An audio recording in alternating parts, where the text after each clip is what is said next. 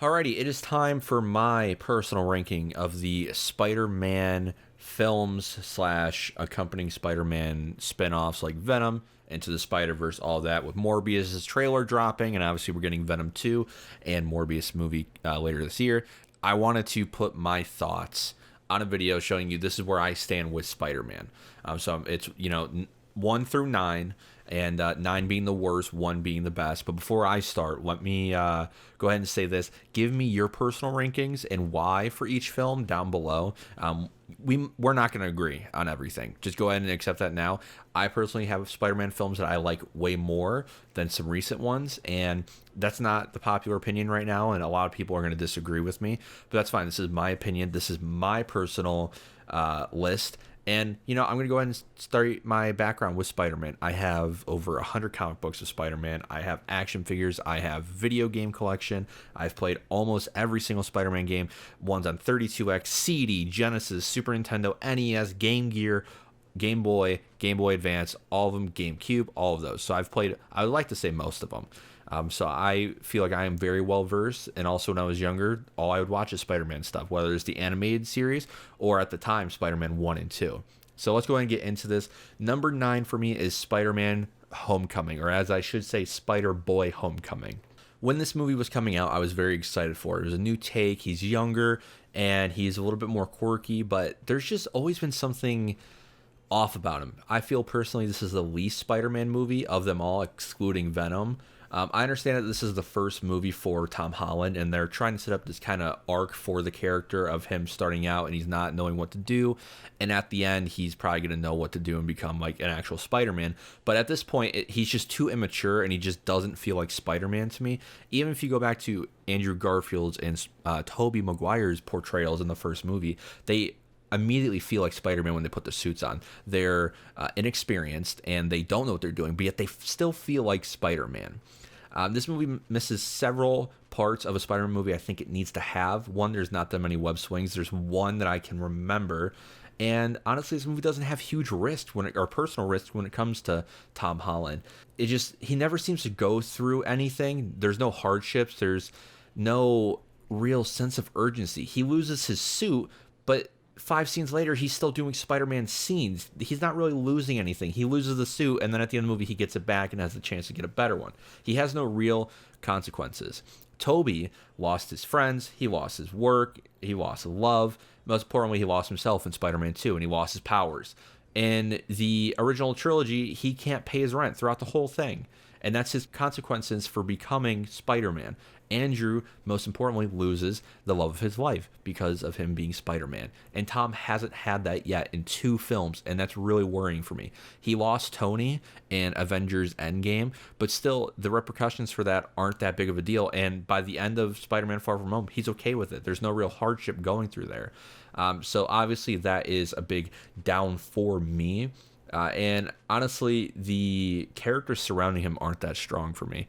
Ned is okay, but I think Zendaya's character is really lackluster for me, and I just don't get why people like her character. I don't understand it. She's very unlikable to me, and honestly, when I watch these movies, these comic book movies, I don't want to hear politics. I hear so much politics nowadays. I want to take a step back, and with her character, her just bringing up politics in the movie, whether you agree with them or not, I don't care. I just don't want to hear them in a Spider-Man movie. And she's honestly the worst part of the movie for me. I want to watch a superhero movie and not hear about politics. Her politics constantly come up.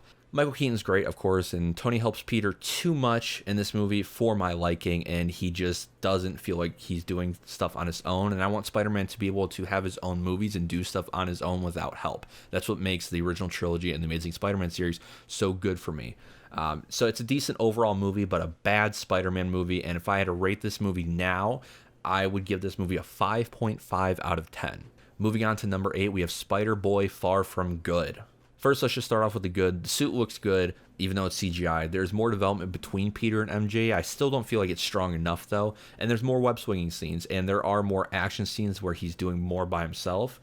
Jake Gyllenhaal is a superb actor who's done movies like Nightcrawler that I love. I mean, he nails this. And it does have a bigger scope, which I'll give it. But right into the bad. The turn of Mysterio is so obvious. I mean, if you know Mysterio's character, you know what was going to happen, and that payoff that happens that they set up, I just don't feel it. The comedy's still bad. For Marvel films, I just don't care for the comedy. I think once Thor Ragnarok happened, the comedy just went downhill, and I don't prefer their comedy anymore. Even though there's more development between MJ and Peter, like I said, the relationship seems rushed, and it still seems unearned. In the movie's beginning scenes, he's immediately talking about how he likes her, and it's like, well, hold up. There's no real development in the first movie between you two. She's just weird and awkward and says weird things. The CGI is rough in some parts, and I should have mentioned this with Homecoming, but there are some scenes that are awful. So awful that there's scenes in Spider-Man 2 with CGI that look better.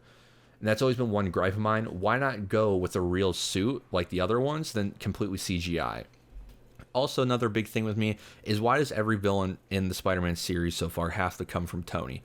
Vulture and now Mysterio. Like, please, Spider-Man has some of the best villain storylines, and you're telling me that for these two movies, and especially for Mysterio, he's mad at Peter because Tony stole his idea.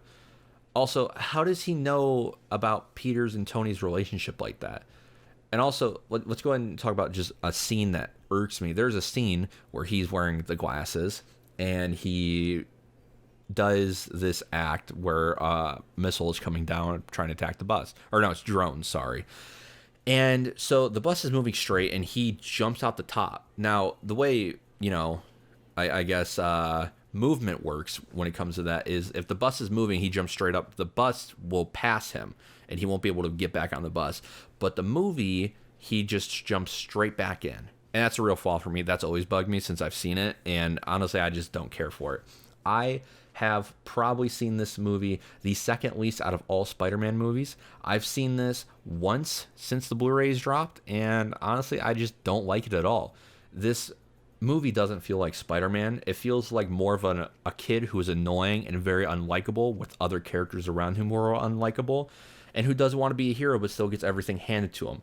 No real hardships, and honestly, that makes it a bad Spider-Man film for me. If I had to give this one a re-rating, I would give it a 6.5 out of 10. Moving on to number 7. This is the point where I like everything from here on out. I have a lot of gripes with some of these movies coming up, but I really like these, and I'll watch them over and over again. So first off, the build to Harry's turn in Spider-Man 3 is well earned, and it's great. The first movie where obviously Norman Osborn dies, and then the second movie where Harry sees that it's Peter who's Spider-Man, and his kind of reaction to that and his inner turmoil with that is really interesting to see. So in the beginning, when that fight happens, I do really think that is a great fight and well earned. The amnesia thing is weird and it feels misplaced, but let's move on. The Sandman has real motives that you root for. His daughter has cancer, and he's trying to steal money to help pay for her bills. The action scenes with the Sandman are fantastic. They're thrilling. Also, the other scenes with Sandman, like how he can fly through the city with the wind and stuff, that's really cool to me. I've always really liked that. Finally, I do feel Peter's and MJ's relationship arc in this film is really interesting. But always, or with this trilogy, MJ just feels like a really down point for me. I've never liked Kirsten Dunst as MJ, and I feel like she's a real sour patch for this trilogy. I just never liked her. The retconning of Uncle Ben's death is an odd choice. I don't hate it, but I also don't like it. Uncle Ben is in the past. Keep it in the past. Give Peter a different reason to have pain towards Sandman. Make him critically injure MJ accidentally, or something else. Now, about the scene that has been memed.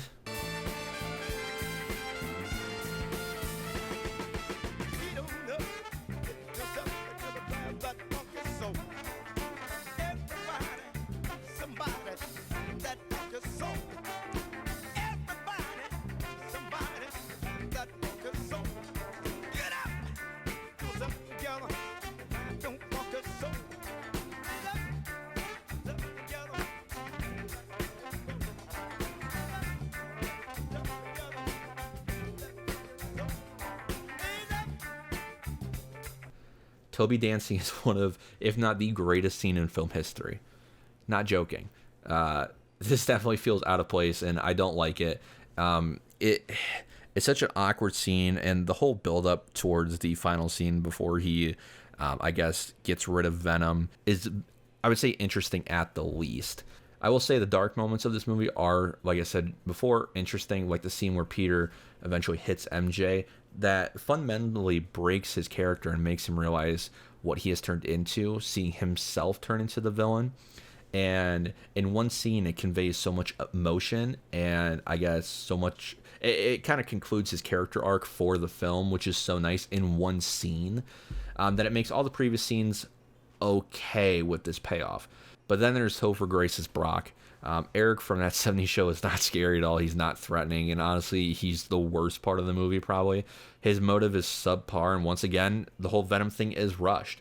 But I will say with Venom, the final battle is thrilling and has more personal stakes than the two previous movies that we've talked about. Overall, a really disappointing movie considering the first two movies of this trilogy were amazing and some of the best superhero movies of all time.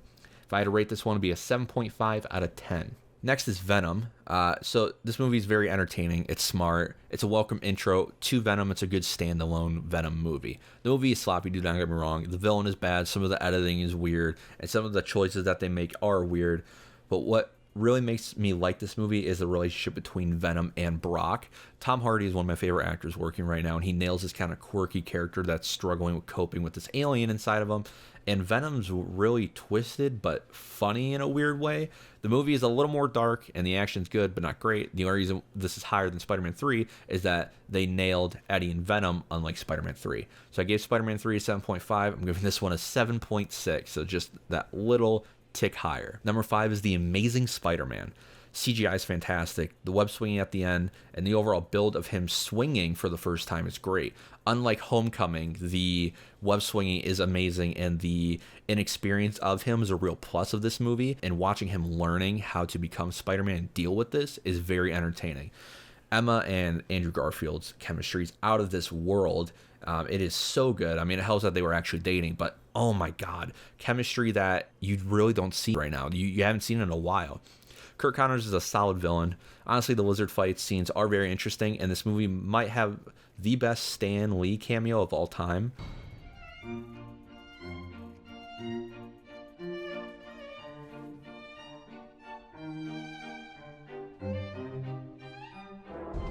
The suit is weird and hard to get used to, but it's something unique, and as time goes on, I like it more and more. Peter being responsible for Ben's death is heartbreaking, as always, but obviously we've seen it before, especially if you've read comics, stuff like that. Cinematography is beautiful, and honestly, the promise that Peter makes at the end is heartbreaking. He has to save Gwen by not being with her and being there for her. It's a really solid intro for the new Spider-Man. I like how Garfield's confident as Spider-Man. He's more joke-oriented, and I do personally like that. He's a weird Peter Parker to get used to at first, but by the end, he felt like Spider-Man and Peter, which is something Tom Holland can't say. I'm going to give this one an 8.0 out of 10. Number 4 is Spider-Man from 2002. The Power Ranger armor for the Green Goblin's a plus for me. I've always liked that. I never hated the suit, to be honest, and when I was younger, it was scary to me. There's a scene where Spider-Man goes into a burning building, and the Green Goblin's faking being a woman crying, and then he turns around and makes this weird scream. That scene's always been scary to me for whatever reason. Tobey Maguire is the perfect Peter Parker, though. He is the best Peter. He does a great job at conveying a geek in high school and being very likable. You root for him every step of the way. The scenes where he climbs the wall for the first time, he shoots his web for the first time, he's swinging for the first time, are highly iconic. When he builds his suit and his, actual Spider-Man suit, and he does that web swing for the first time, iconic. Obviously, the wrestling match is great as well, and all these scenes are just so breathtaking. It's such a lighthearted movie that as it goes on, gets darker and darker. Willem Dafoe steals the spotlight with an incredible and very, very campy performance. The fight scenes between them are great, and the final act is very thrilling. Let's not forget about J. Jonah Jameson, though, who is always a delight on the screen. The flaws for me, really, for this movie is a slow beginning. And honestly, like I said earlier, I've never liked Kirsten Dunst as MJ. She's always changing her mind, and I just feel like she's just honestly probably gives the worst performances of the trilogy. But that's really it. The implications of Norman's death cause serious complications for Peter throughout the rest of the trilogy, which is nice. And this is still one of the most important movies of the last 30 years. This and X-Men helped birth the gigantic comic book genre that it is now. If I had to rate this, it'd be 8.5 out of 10. Number 3 is Spider-Man Into the Spider-Verse. This movie was a real shocker for me. When I went and saw it, I didn't think I was going to like it. I never thought it was going to be as emotional as it was, and well directed. First off, the soundtrack's amazing too, which we heard before the movie came out with Post Malone's Sunflower. But the thing that makes me love the movie is the look. It's a comic book page ripped out of the book, put onto the screen. This movie uses comedy well. Unlike MCU movies that force comedy, this doesn't. It feels natural. The villains are great, especially the Kingpin. He's menacing, and his motives for why he's doing what he's doing is great, and you do feel for the guy. And him killing the original Spider-Man right off the bat cements him as a real threat. Miles is highly likable, and it honestly is a real plus of the movie. And before I move on, the other villains, the new takes on them are interesting. I don't care for some of them, but I do like a lot of them, especially Prowler. I think he's a plus, and his scenes and his theme is fantastic. Miles' arc throughout the movie is really rewarding with his dad. Especially there's a scene where he's kind of trapped in a chair and his dad's speaking emotionally about his uncle dying and, being there for Miles and stuff like that. And Miles can't really react to it. And it is a very heartwarming and sad scene. But at the end, when he finally makes up with his dad and they have a very emotional moment, it's very rewarding. The surrounding cast is amazing as well. Gwen and Spider-Noir being standouts for me, as well as the other Peter, who is Miles' mentor. He's really good. He's also gone through some real heartbreak, and he obviously divorced MJ, and that's kind of his motive, kind of redeeming himself throughout the whole movie. It's a fantastic movie and can't wait for the sequel. If I had to rate this movie, it'd be a 9 out of 10. So number 2 is going to be one that I'm probably going to get the most hate on. You haven't heard it so far. You probably expected to be at the bottom of my list. It is The Amazing Spider-Man 2. This is the Spider-Man movie I watched the most. I know you are shocked with how high this is. I love this movie. I'm not apologizing for it. Honestly, this Spider-Man feels like he is straight from the comics. The cheesiness and the camp of the villains and overall the movie is totally comic book accurate. First off, the relationship between Gwen and Peter steals the show and is honestly the best part of the movie. The Peter and Gwen scenes are just as interesting as the Spider-Man scenes, which is great. They feel so real and you root for the relationship. The CGI still holds up and is still better than the MCU CGI. It looks authentic and real, and that's what makes it so good. It holds up today. This still has the best web swinging of any Spider-Man film, and I could argue it is the most emotional Spider-Man film. The film is about time with your loved ones. Gwen talks in her speech that we all run out of time and we need to cherish it. The movie focuses on running out of time, Norman's death, and Harry running out of time with his actual life. Most importantly, Peter running out of time with Gwen.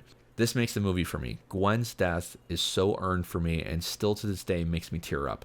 I saw this in the movie theater and I cried with my best friend who was also crying next to me. One of the best memories of my life. That is still one of the best scenes conveying why being Spider-Man isn't all glitz and glamour. You have to make sacrifices, even ones that you don't want to.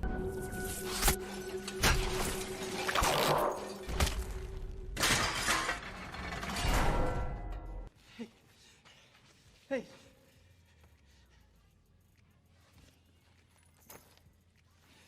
Gwen.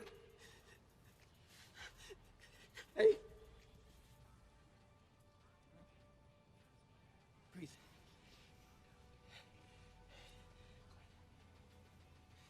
Hey.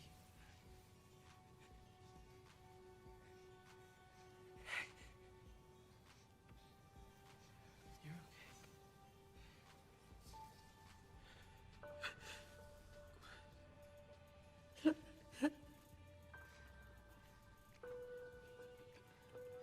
Stay with me. Stay with me. Stay with me. Stay with me. You stay with me. Oh, please. Please.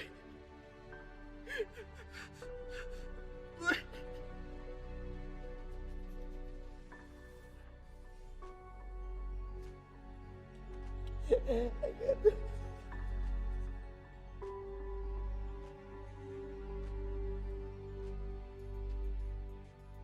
The cinematography in this scene especially is great. The score is one of my favorites, but honestly, it can be misplaced at times and annoying.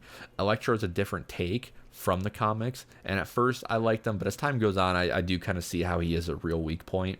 But the scenes that are in slow motion, like I was talking about with time, Peter can kind of, it's weird, he can't control time, but they're showing spider sense in a weird way where everyone else is slow-mo, but his reactions are so high, he's moving in real time. So there's a scene where he's in NYC, New York Square, and fighting Electro, and there's a scene where the cop car flips up in the air, and you can see him slowly doing this cool, like, web splitting thing, and he stops police car and then pulls people's hands away. I'll play the clip for you so you see what I'm talking about, but it's just an interesting way to show spider sense that I don't think people talk enough about.